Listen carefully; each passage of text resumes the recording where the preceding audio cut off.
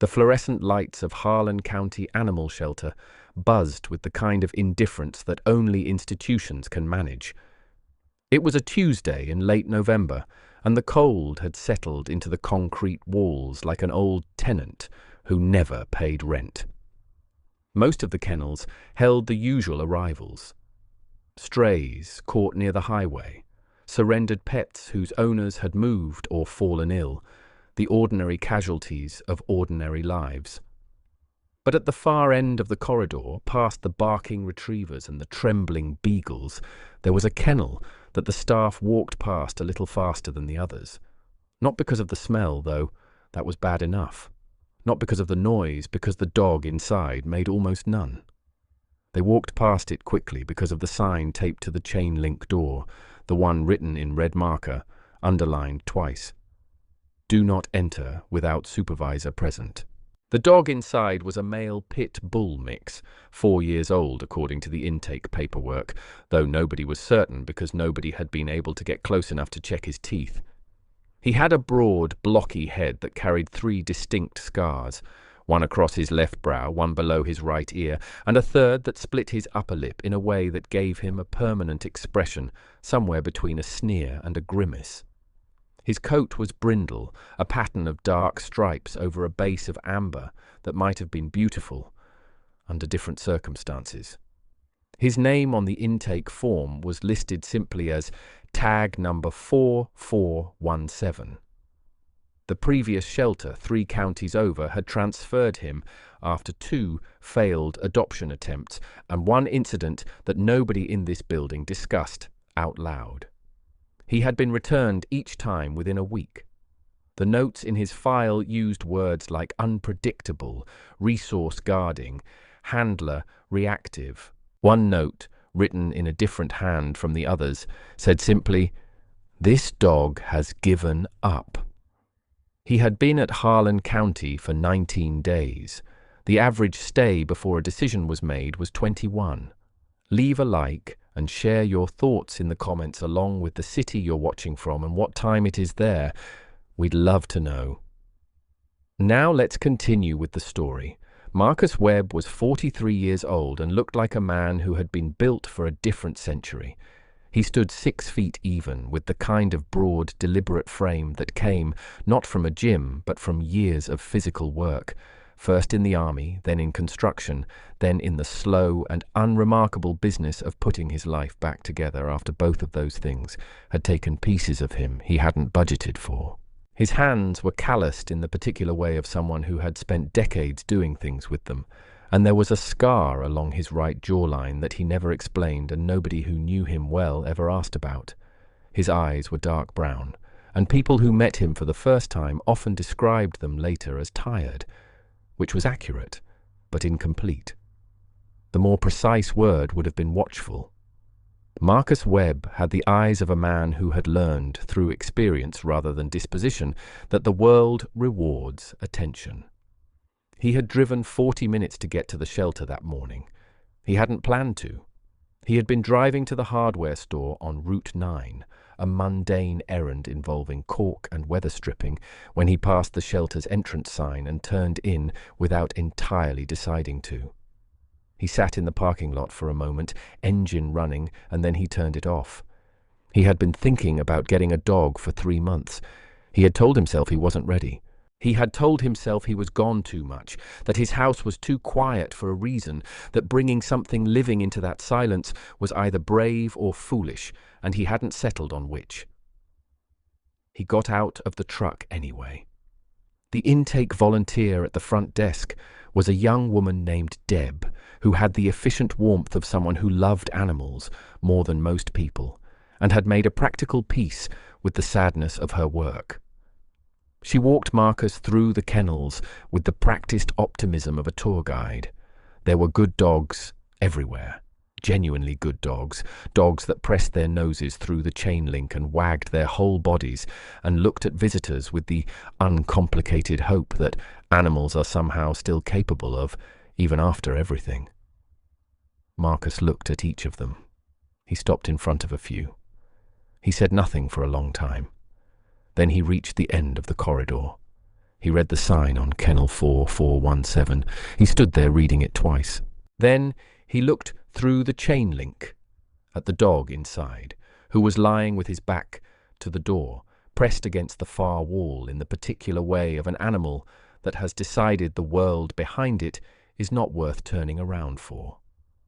The brindle coat, the scarred head, the stillness that was not peace but something heavier than peace, something that had been peace once, a long time ago, and had since become its absence. What happened to him? Marcus said. It wasn't quite a question. Deb had stopped a few feet back. She was quiet for a moment.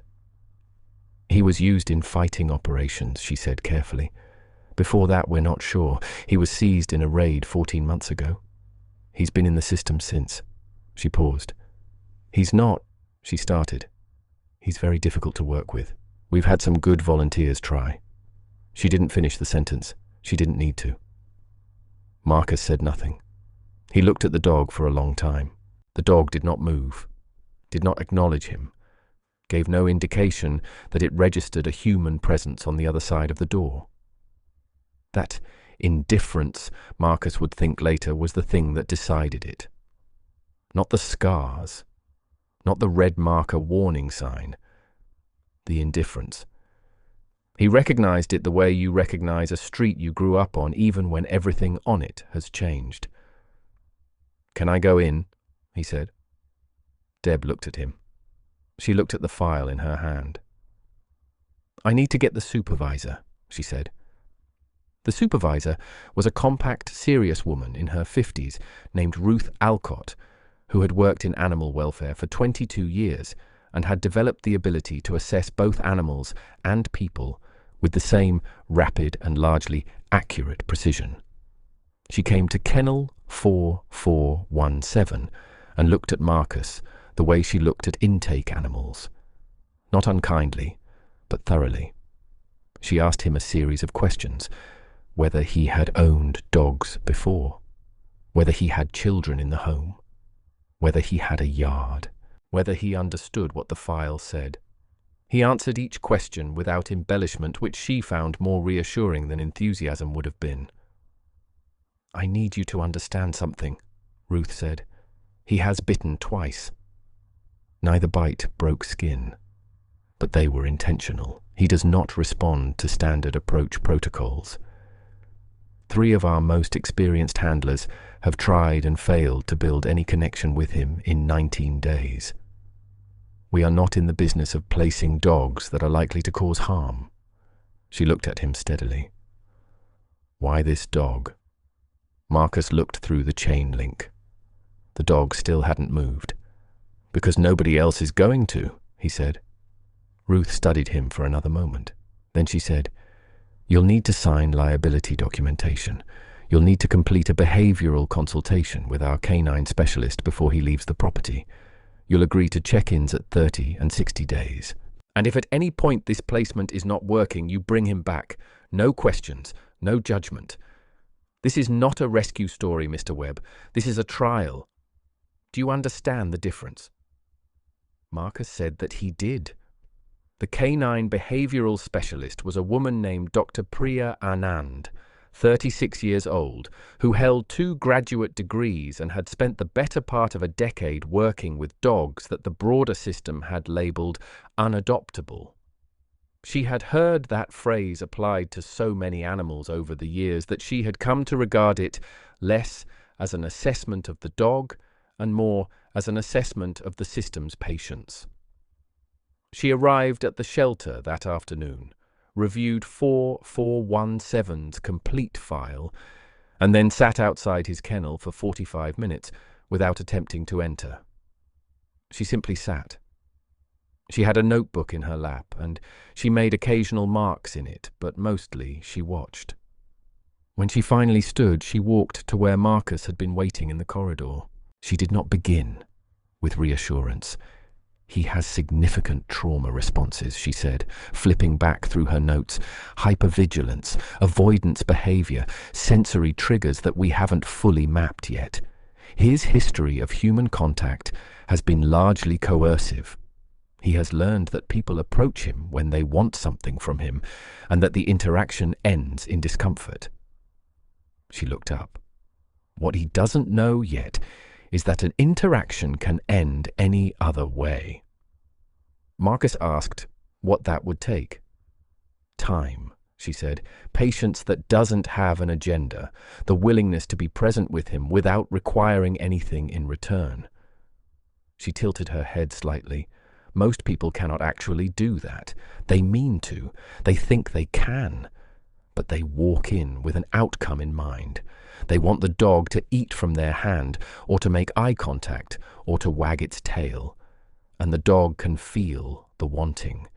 It registers as pressure. She closed the notebook. With 4417, pressure is the problem. He has had nothing but pressure his entire life. What do I do on day one? Marcus said. Sit down, she said, and then do nothing. The paperwork took most of the afternoon. Marcus signed his name in 7 places and initialed in 4 more. Ruth walked him through the terms of the behavioral agreement, the check-in schedule, the emergency contact protocol. Deb put together a bag of supplies, food, a worn leash, a muzzle that had never been successfully fitted and that Marcus was advised to have available, but that Ruth told him quietly she doubted he would ever need if he approached things the right way. Loading 4417 into the truck was its own ordeal. The dog allowed the leash to be attached only after 20 minutes of patient work from Dr. Anand, who moved with the particular slowness of someone who has learned to make themselves small in the presence of fear. He walked beside her with the mechanical compliance of an animal that had learned to perform cooperation without trusting it. He entered the truck's cab with a single, fluid movement, pressed himself immediately into the far corner, and turned his face toward the window. Marcus got in the driver's side. He started the engine. He did not reach over. He did not speak. He drove the 40 minutes back to his house on County Road 7 with the dog in the passenger seat, and the silence between them thick and specific, the kind of silence that isn't empty but full of things that had happened to both of them in rooms they didn't talk about, on days they had each survived by margins they didn't fully understand. When he pulled into the gravel driveway and cut the engine, the dog turned his head for the first time, not toward Marcus, toward the windshield, looking at the house, a single-story place set back from the road, a covered porch, an old oak in the yard that had lost most of its leaves to November, looking at it the way an animal assesses a new space, not with hope, but with a kind of suspended judgment. Marcus sat with his hands in his lap. The afternoon light was going grey and flat, the way it does in late November when the sun can't quite commit. He said, "I'm not going to ask anything of you." The dog didn't move. He said, "We'll figure it out." The first night, Marcus slept on the couch. Not because the dog had done anything to require it, but because the bedroom was at the end of a hallway, and he didn't want 4417 to wake in an unfamiliar place and find himself alone in a way that felt like abandonment, which Marcus understood was a specific and particular kind of alone, different from ordinary solitude, different from chosen quiet. He had set up a space in the corner of the living room, a folded moving blanket, a bowl of water placed far enough from the wall that approaching it wouldn't require the dog to feel cornered.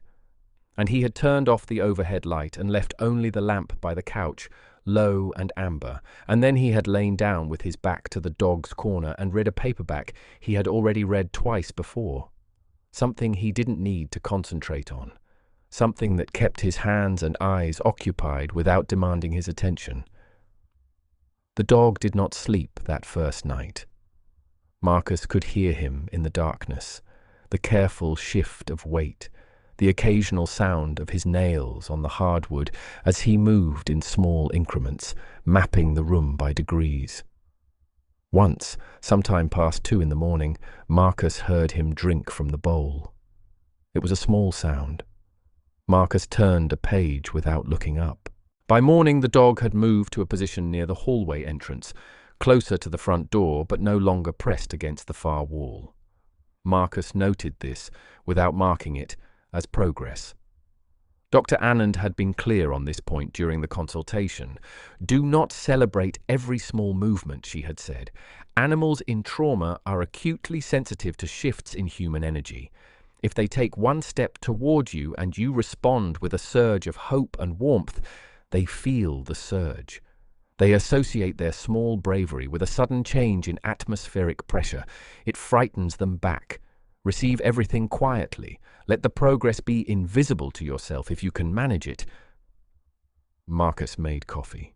He moved through his kitchen with the deliberate normality of a man doing what he always did, opening the same cabinet, filling the same cup, standing at the same window that faced the backyard where the oak's bare branches held the grey morning light in their arms. He ate toast standing up. He did not look at the dog, but he was aware of him, the way you are aware of something that matters without performing that awareness. He spent the morning doing ordinary things. He refinished a section of the porch railing that had been splintering since September. He sorted a box of tools in the garage. He came in and out of the house several times, letting the sound of the door, the shift of cold air, the crunch of gravel under his boots become part of the texture of the day, ordinary and non-threatening. Each time he came back in, the dog had moved, incrementally, in ways that were almost imperceptible. Almost. By the afternoon of the second day, 4417 had a name. It hadn't been a deliberate decision. Marcus had been sitting on the porch steps, eating a sandwich, the door open behind him, when he heard the dog's nails on the threshold. He didn't turn around. He stayed exactly as he was, sandwich in hand, looking at the yard. After a long moment, he said, without looking back, "You don't have to come out, but you can, if you want." There was a pause. Then he heard the dog settle just inside the doorway, not outside, not committed, but at the border. Marcus thought about borders, about the particular courage it took to stand at one without crossing it, about what it meant to even approach one after you had spent a long time believing that what was on the other side would hurt you. "Remy," he said quietly. Not to the dog, exactly. Just into the air. His brother's name, dead 6 years from something that had started in the desert and finished in a parking garage in Tucson. The way those things sometimes finished, quietly and alone. He hadn't said the name aloud in a long time. He wasn't entirely sure why he said it now. It just felt right in the way that things sometimes feel right when you stop trying to make them make sense. He heard the dog shift in the doorway. "Remy," he said again. The dog's breathing changed. Nothing dramatic. Just a slight release. An exhalation that sounded less held than the ones before it. Marcus finished his sandwich. He didn't say anything else, but the name stayed. Dr. Priya Anand arrived for the first check-in on day 7, as scheduled. She walked into the house and found Marcus at the kitchen table, and the dog, Remy, she noted from Marcus's intake update form, at the far end of the room. Not pressed against the wall, not facing away, lying on the moving blanket in the corner with his head up, watching her arrival with the alert but not panicked attention of an animal who had decided that new things were worth monitoring rather than fleeing. She stood in the kitchen doorway and did not move toward him. She turned to Marcus. "What have you been doing?" she said. "Nothing," he said. "Exactly what you said." She looked at Remy again. He had turned his gaze back to the middle distance, the particular unfocused look of a dog processing information through smell as much as sight. His posture was still guarded. The muscles along his shoulders held a tension that was not aggression, but readiness, the permanent vigilance of an animal that had learned to prepare for impact. But it was different from what she had seen in the kennel. In the kennel, he had been absent. Here, He was present. Present was something. "Has he eaten consistently?" she asked. "Second day," Marcus said. "He ate half a bowl. Been eating full bowls since day 4. Has he accepted contact?" "No," Marcus said. "I haven't attempted it." She turned to look at him. "Most people attempt contact by day 3, she said. "I know," he said. She made notes. She stayed for an hour, observing without intervening, and when she left, she sat in her car in the driveway for a moment before starting the engine, reviewing her notes, tapping the pen against her notebook. In 17 years of behavioral work, she had seen people approach traumatized animals with patience, with kindness, with all the right instincts, and she had seen those people fail because their patience had a flaw beneath it, a point at which the need for the animal to get better became louder than the animal's own timeline. What Marcus Webb appeared to have, and what she could not fully explain in clinical terms, was a patience without a flaw. She wrote in her notes, "Handler demonstrates unusual capacity for non-transactional presence. Continue monitoring. Prognosis revised upward." What she did not write, because it was not the kind of thing that went into clinical notes, was that when she had sat in that kitchen and watched the dog and the man in the same room, she had felt the particular quality of silence between them, and it had not felt like the silence of two strangers. It had felt like the silence of two people who had agreed, without discussing it, to be in the same place without needing it to mean anything yet. The call came on day 11. Marcus was in the garage when his phone rang, and he almost didn't answer, because the number was a county prefix he didn't recognize, and those calls were rarely anything worth stopping for. He answered on the 4th ring. The voice on the other end was professional and careful in the way of someone delivering information they had delivered before and had not gotten easier. "This is Harlan County Animal Control. Am I speaking with Marcus Webb?" He said yes. "There's been a development regarding the dog in your care," the woman said, "specifically regarding his case file. We've received documentation from the county where the original seizure took place. The charges against the operation that held him have been fully adjudicated. As part of that adjudication, records from the operation were made available, including veterinary records that were kept during the time the dog was in their possession." She paused. "I want you to be prepared for some difficult information." Marcus leaned against the workbench. He said he was ready. "What the records showed was not unusual in the context of organized fighting operations," the woman told him, which did not make it easier to hear. Remy had been acquired at approximately 8 weeks of age.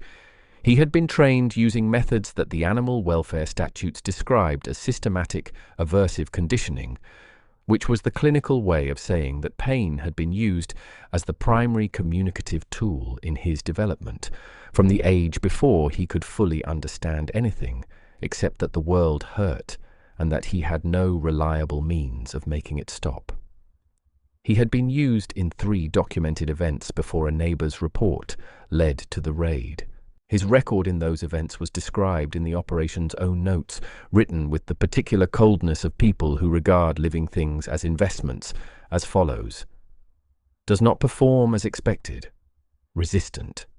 May not be viable." "Resistant," Marcus repeated when the woman had finished. He looked out the garage window. In the yard, through the back door he had left open, he could see the corner of the porch where Remy had been lying in the thin November sun when Marcus came out to work.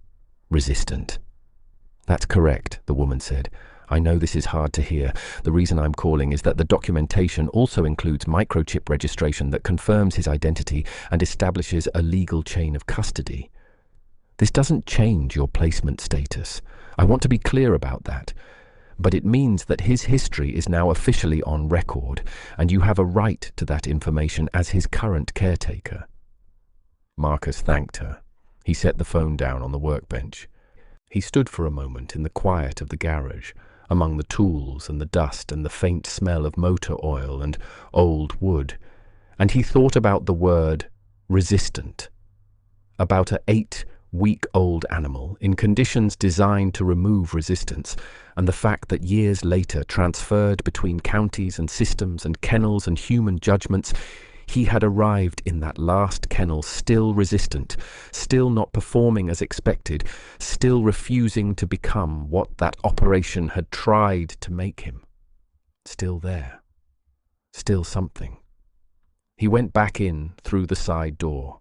He moved through the kitchen to the living room where Remy had relocated from the porch, now lying on the moving blanket, head down, eyes half closed in the drowsy watchfulness of an animal resting but not fully surrendered to sleep. Marcus sat in the armchair across the room, his usual spot. He looked at the dog. The dog opened his eyes fully, met Marcus's gaze for a moment, then looked away, which was the most eye contact they had managed yet, and which Marcus received without reaction, without the surge of hope that Dr. Anand had warned him against. He simply sat. After a while he said, quietly, and to no one in particular, "You've been holding out on me, Remy?" The dog's ear rotated toward his voice. Just one ear, the left one. Marcus folded his hands in his lap. The afternoon was going dim at the windows. Outside, the wind was picking up, moving through the bare branches of the oak with a sound like paper, and the house around them was warm and still, and for a moment, just a moment, the particular quality of the silence in that room shifted almost imperceptibly from the silence of two strangers to something that did not yet have a name, but was beginning, very slowly, to need one. Day 14 arrived with the first hard frost of the season, the kind that coats every surface in a thin white film and makes the world look briefly like something that has been preserved, held in place against its will. Marcus was up before dawn, as he usually was, moving through the kitchen in the dark, with the muscle memory of a man who had kept early hours for so long that sleeping past 5 felt like a kind of failure. He made coffee. He stood at the window. And then he heard something he had not heard before in the 2 weeks Remy had been in the house. The dog had followed him into the kitchen. Not all the way in. He was standing at the entrance, in the threshold between the hallway and the kitchen, the same border posture he had taken on the second day at the front door. But this was the kitchen, which was smaller, which had less exit options, which required more trust to enter. Marcus did not turn around.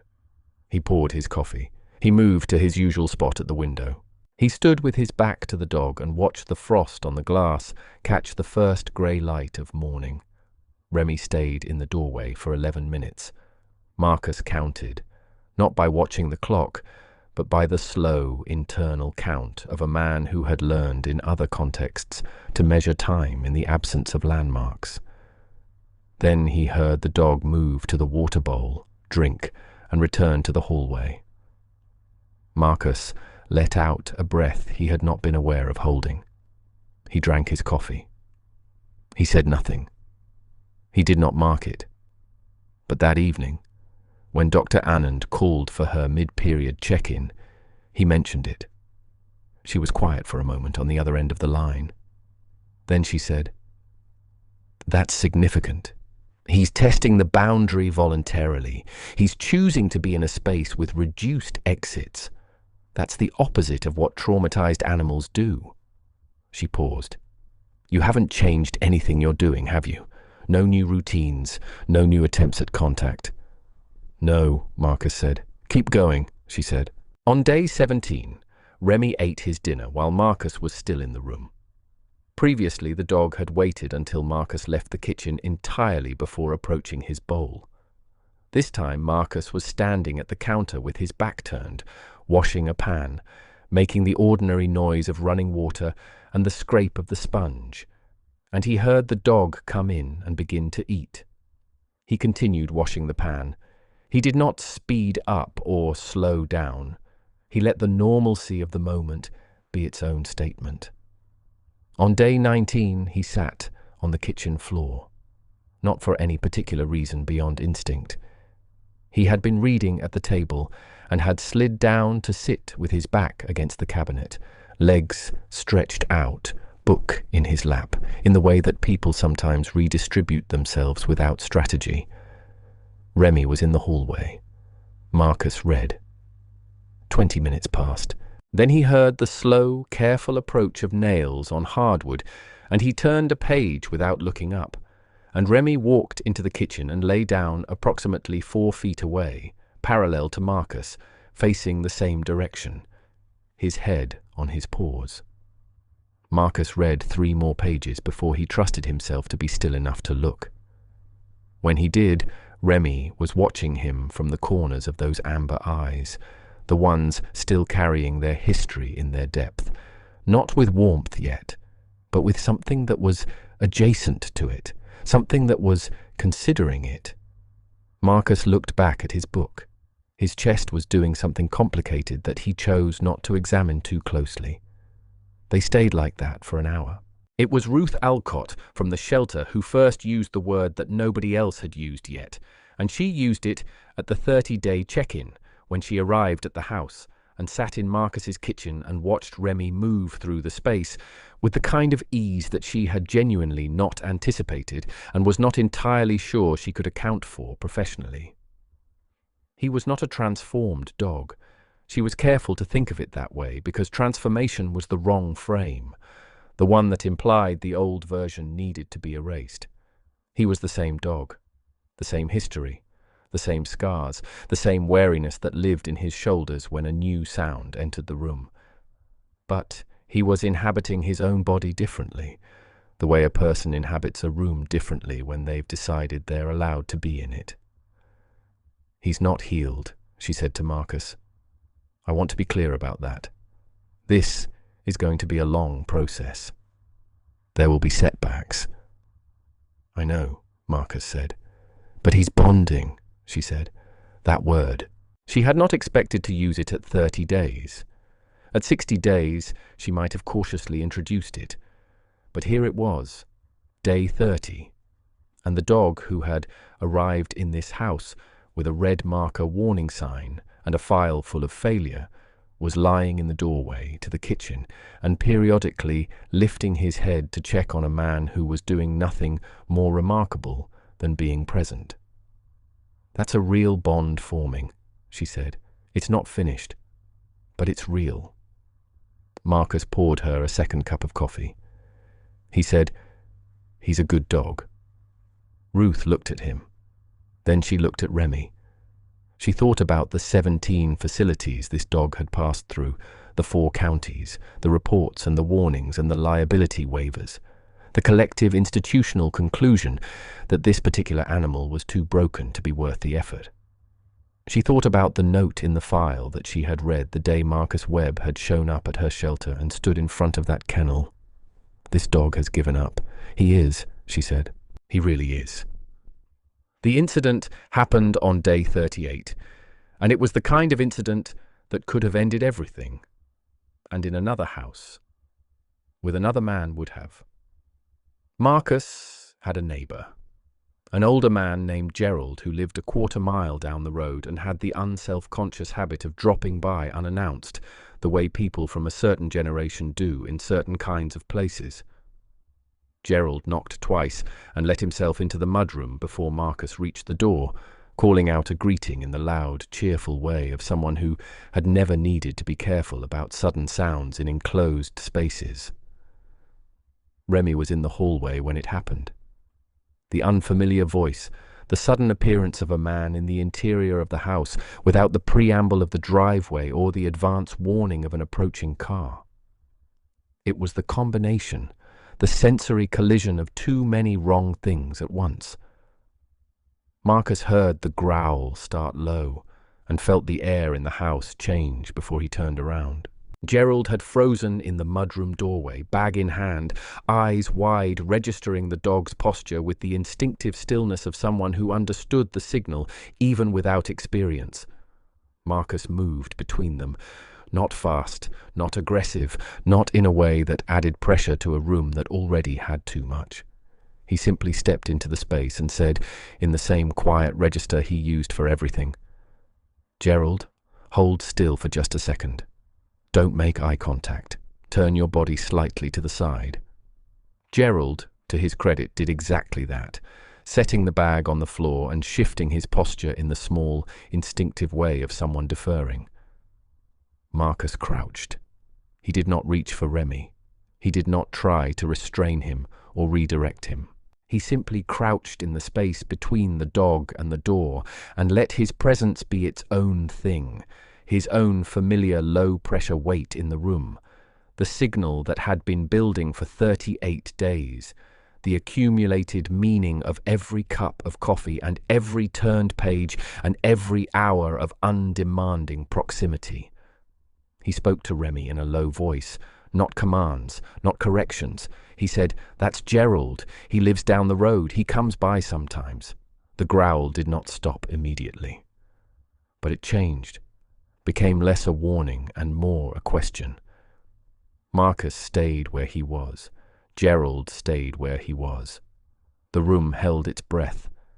And then, in the way that moments like this resolve, slowly and completely, Remy lowered his head and exhaled, and the tension went out of his shoulders, and he turned and walked back to the living room and lay down on his blanket. Gerald stood in the mudroom for a long moment. Then he said quietly, "Well." Marcus stood up. His knees were doing what knees did at 43 when you crouched on hardwood for too long. He said, "He's working through some things." Gerald looked toward the living room. He'd been around animals his whole life, dogs mostly, the working kind, and he had his own sense of what was happening here that didn't require explanation. He picked up his bag. "I brought you some venison from last week's hunt," he said. There was no change in his voice. That was something, in its own way. He set the bag on the counter and sat down at the kitchen table and accepted the coffee Marcus offered him. And for the next hour they talked about the weather and the road conditions and a drainage issue near the property line. And Remy stayed in the living room, and by the time Gerald stood to leave, the dog had relocated to the kitchen doorway and was watching the old man with the focused, calibrated attention of an animal reassessing rather than rejecting. Gerald paused at the doorway. He looked at the dog. He didn't make a move toward him, which told Marcus he understood more than he had let on. "Good-looking dog," he said. Marcus agreed that he was. Dr. Anand came for the 60-day evaluation on a Thursday morning when the sky was doing something extraordinary. A low winter sky, the color of pewter, that had given way at the horizon to a thin strip of pale gold. The kind of sky that looks like a painting made by someone who was trying to say something about endurance. She arrived to find Marcus and Remy on the front porch. Marcus was in the wooden chair with his coffee, and Remy was lying on the porch, boards 2 feet from the chair, close enough that when Marcus set his cup down on the armrest, the dog's ear tracked the sound, close enough that when the wind shifted, Remy raised his head and Marcus said something quiet, and the dog lowered it again. She stopped at the porch steps. She watched this for a moment before either of them noticed her. Later, she would describe what she saw to a colleague as something she did not have clinical language for, something that fell outside the formal vocabulary of behavioral assessment, which was why she was describing it in a hallway rather than a report. She would say that she had stood at the bottom of those porch steps and watched a man and a dog sharing a cold morning with the particular ease of 2 creatures who had arrived at the same understanding through different routes, and that what she had felt watching it was something she could only call recognition, the feeling of seeing something true. She would write in her official 60-day assessment that the placement was successful, that the animal displayed consistent positive behavioral progression, reduced fear response, voluntary social proximity, and appropriate environmental acclimatization.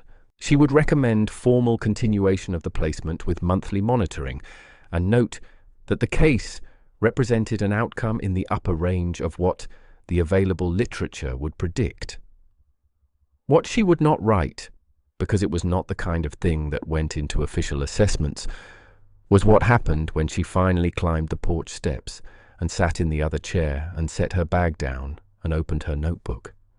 And Remy lifted his head and looked at her, and then looked at Marcus, and then stood up and moved, slowly and without drama, to a position that was equidistant between the two of them.